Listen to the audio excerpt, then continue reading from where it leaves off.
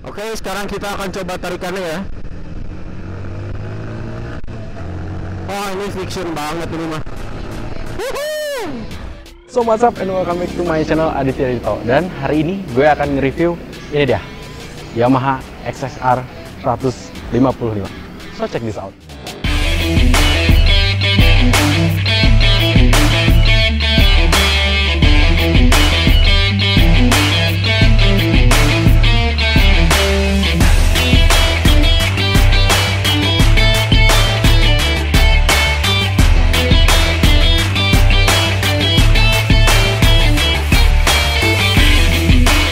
Yamaha XSR ya, mungkin penyebutannya agak sulit ya, XSR. Jadi sebenarnya Yamaha XSR itu udah ada lama ya, nama XSR itu, tapi hanya ada di yang kelas atas, yang 700 dan juga yang 900. Nah, sekarang ini adalah Yamaha XSR yang 155, artinya kasta terkecil dari XSR. Contoh seperti Lexi adalah kasta terkecil dari Maxi series. Nah, oke, sekarang kita akan bahas bagian desainnya terlebih dahulu ya. Oke, jadi di bagian samping ini tertulis Yamaha. Wah, jadi maksudnya menandakan bahwa ini motor Yamaha. Aduh, keren sih maksudnya emblemnya. Jadi dari samping motor ini tuh kerasa auranya retro banget gitu menurut gua. Yes, aura retro banget dicampur aura modernnya. Ya, aura modernnya kita lihat dari sini, ini udah pakai sasis Delta Box yang Yamaha selalu patenkan ya, Delta Box. Terus di sini model tangkinya zaman dulu, joknya juga model zaman dulu. Ya, perpaduan antara modern dan juga retro. Tapi sayangnya yang gue pingin notice yaitu bagian tangkinya. Ini tangkinya diketok-ketok plastik coy. Jadi bukan dari aluminium atau besi. Di bagian samping kita lihat juga knalpotnya ukurannya gede gitu. Dan menurut gue ini cukup lah ya. Sekarang kita akan bahas bagian joknya. Biasanya ya, untuk jok-jok Yamaha yang zaman sekarang, kayak motor gue di Lexi atau NMAX atau yang lainnya, biasanya joknya empuk, tapi ini kenapa keras gitu? Gue nggak tahu kenapa, kayak keras aja gitu. Sedangkan di Lexi gue empuk. Apakah ada perbedaan bahan? Ya gue nggak tahu sih. Tapi untuk motif joknya sih memang ini kerasa aura retro banget gitu. Jadi ya cocok lah untuk di motor Yamaha XSR ini. Ya, beralih ke bagian depan dari Yamaha XSR ini. Wow, kesan aura retro dicampur modern tuh kerasa banget pada bagian lampunya. Ya mungkin kesan zaman retro tuh lampunya bulat-bulat semua, tapi ini dalamnya LED, which is kalau malam hari itu pasti terang banget. Dan yang paling gua salut juga, di sini tuh ada bagian DRL-nya kalau dinyalain, manis banget coy. Jadi menurut gua aura modern dan aura retronya itu dapet banget. Nah, ditambah lagi dari depan ini kelihatan kekar gitu motor ini karena disematkan shock depan yang upside down. Jadi looksnya lebih aura kekar dan juga berwibawa banget. Nah, untuk bagian spakbor ini juga dari besi. Ini tuh sebenarnya ya spakbornya itu plastik ya dari Yamaha XSR-nya sendiri ya, asli pabrikannya. Cuman sama pemiliknya diganti pakai yang model besi. Jadi sekali lagi aura retronya itu makin keluar gitu. Beralih ke bagian belakang dari Yamaha XSR ini. Jadi ini tuh udah ada ubahan lagi dari pemiliknya, yaitu spakbornya juga udah ganti gitu.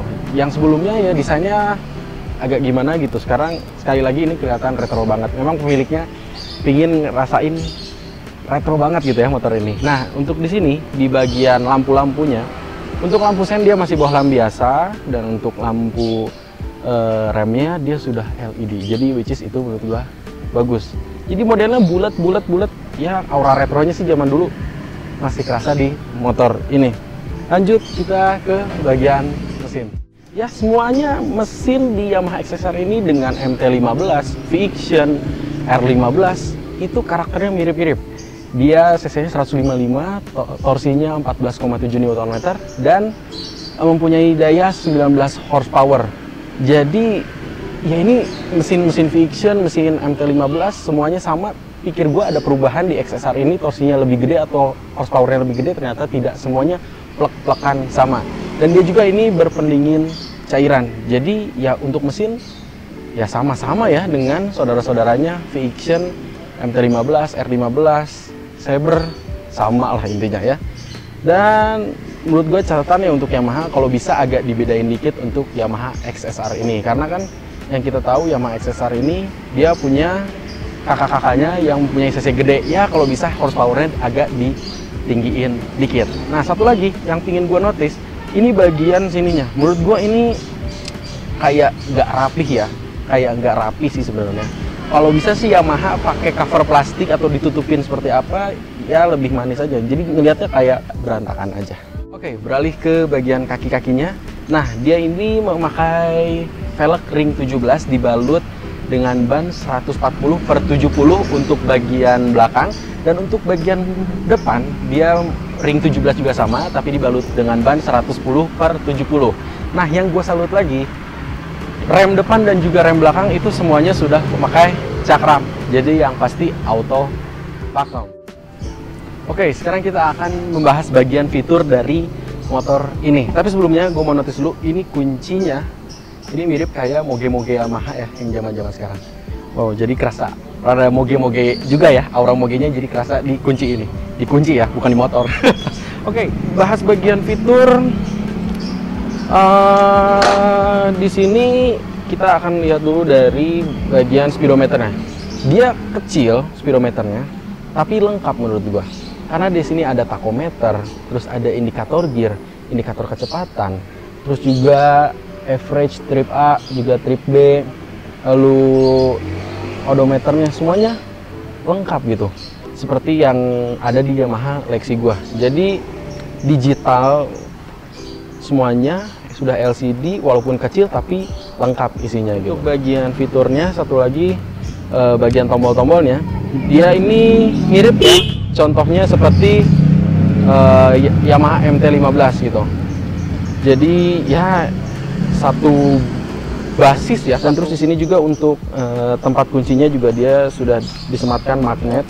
Jadi biar safety aja sih menurut gua. Cuman nggak ada tombol yang lebih mempersingkat waktu. Jadi kita harus, kalau mau nutup harus pakai kunci yang satu lagi biar nutup kayak gitu. Ya riding positionnya untuk tinggi gue yang 176 cm. Di sini sih gue masih kerasa nggak terlalu jinjit sih, cukup lah ya. Terus yang gue notice gitu ya, rata-rata motor yang seperti ini tuh kan enak gitu ya, untuk posisi ridingnya, untuk nyetirnya gitu. Tapi ini kerasa masih nunduk gitu. Nah padahal pemiliknya udah ganti ke stang biar nggak lebih nunduk gitu. Ya tetap aja ini masih kerasa nunduk. Jadi ekspektasi gue nyetir motornya itu serasa naik motor touring apa gimana, ternyata ini masih agak nunduk. Pasti ini akan pegel kalau di dalam kota. Nah terus untuk shocknya di depan sudah pakai shock USD, jadi pasti lebih rigid. Dan untuk shock yang belakang dia sudah memakai monoshock. Ya lumayan lah. Sekarang kita akan coba test drive motor ini, gimana sih rasanya. Yang pasti gue ngerasa kalau pakai motor ini serasa Rio Dewanto sekali lagi ya. Oke, sekarang kita langsung test drive aja motor ini.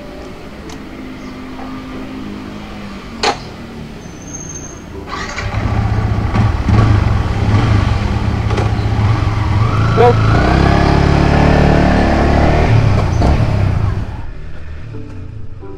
Oke, dan sekarang kita akan cobain motor Yamaha XSR ini ya.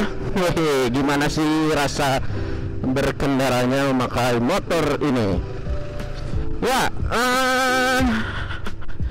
ini sih pertama kali gue denger karakter mesinnya itu mirip-mirip seperti Yamaha Fiction, MT-15, terus juga R15. Ya sama sih semuanya ya, mesinnya sama, cc-nya sama, terus torsinya sama, semuanya sama ya, plak-plakan. Nah terus soal posisi ridingnya nih ya, jadi posisi ridingnya itu kata pemiliknya sebelumnya tuh agak nunduk gitu. Ya sebenarnya kan expect gue tuh kalau motor seperti ini tuh kan nggak nunduk ya, nyaman aja gitu kayak kita nyetir motor CB gitu atau Mega Pro gitu yang nyantai gitu. Ternyata nunduk gitu. Akhirnya stangnya diganti sama pemiliknya biar nggak terlalu nunduk gitu. Oke, sekarang kita akan coba tarikannya ya. Oh ini fiction banget ini mah. Oh ini mah fiction banget ya. Ini mah udah pasti fiction banget ini. Ya menurut gua nih torsinya, tenaganya udah ini fiction banget, R15 banget. Pokoknya gitu tuh. udah ini mah plak-plakan banget gitu. Pikir gue tuh ada ubahan gitu ya, ubahan khusus gitu untuk Fiction, terus juga untuk XSR. Ternyata sama aja, plak-plakan. Tapi yang gua salut di sini tuh dia ada indikator gearnya gitu, masukin giginya jadi nggak usah pakai perasaan. Nah untuk handling di dalam kota nih ya, contoh ya ini sih ya cukup lah ya, cukup lah untuk nyelip-nyelip di perkotaan itu. Untuk nyelip-nyelip di perkotaan ini sih cukup lah. Cuman ini speedometernya sih sebenarnya bagus ya, displaynya bagus. Cuman kalau siang hari seperti ini tuh nggak kelihatan gitu, jadi kehalang sama siluet mataharinya gitu. Ya kalau malam sih menurut gue ini bagus. Dan untuk konsumsi bahan bakar di motor ini, di sini tuh gua nggak pakai mode full to full ya, jadi pakai yang ada indikator di motor ini.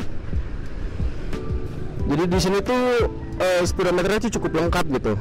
Ada keterangan untuk ngelihat rata-rata bensin, lengkap gitu. Ini average-nya itu 1 liter untuk 24 sampai dengan 26an kilo. Jadi cukup irit lah ya. Cukup irit.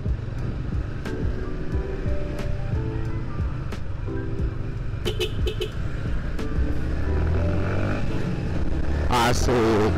Wah ini fiction banget, fix. Ini fiction banget. Ada. Nah untuk shock depan dia sudah pakai USD, jadi lebih rigid. Nah, untuk pengereman depan belakang sudah pakai cakram. Wah udah pasti auto pakem. Dan gue pakai motor ini tuh serasa kayak Rio Dewanto. Jadi motor ini tuh punya karismanya tersendiri.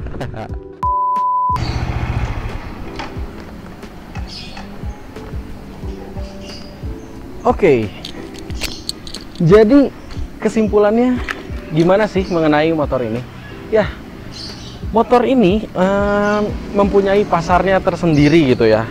Sebenarnya motor ini keren, tapi nggak lakunya tuh karena vibes di Indonesia sekarang lagi musimnya motor-motor sport yang gede gitu. Contoh kayak NMAX, XMAX. Terus juga kalau nggak dari situ, orang-orang akan beli di Kawasaki Ninja atau juga di R25. Jadi hanya orang-orang tertentu saja yang ingin membeli motor ini gitu ya. Sebenarnya desainnya unik. Andai saja Yamaha ngeluarin motor ini waktu zaman bersaing dengan Tiger gitu. Orang-orang ngeluarin motor-motor sport fiction, Tiger. Nah harusnya Yamaha keluarinnya pas di zaman itu. Tapi nggak apa-apa sih. Tapi ini sekali lagi menurut gua, kalau kalian memilih motor ini tuh looksnya seperti kalian melihat Rio Dewanto gitu kalau pakai motor ini. Tapi kalau melihat motor Ninja atau R15 itu looksnya kayak kalian lihat Stephen William atau juga mungkin Al Ghazali. Yaitu sekarang pilihan lagi ke kalian masing-masing. Kalian pingin yang desainnya retro, ya oke lah, pilih ini gitu. Dan sekarang untuk harga on the roadnya terakhir gue lihat itu di Bandung, harga barunya di 38 jutaan. Nah mungkin orang-orang juga mikir 38 jutaan itu udah bisa mendapatkan Yamaha R25 yang bekas gitu, daripada membeli yang ini 155 cc dan 1 silinder. Sedangkan Yamaha R25 di harga segitu udah 250 cc dan 2 silinder. Ya menurut gua mungkin agak overpriced, tapi gak apa-apa overprice-nya itu kebantu sama build quality-nya juga yang bagus dan desainnya juga yang bagus gitu. Jadi sekali lagi motor ini mempunyai pasar tersendiri di masyarakat gitu.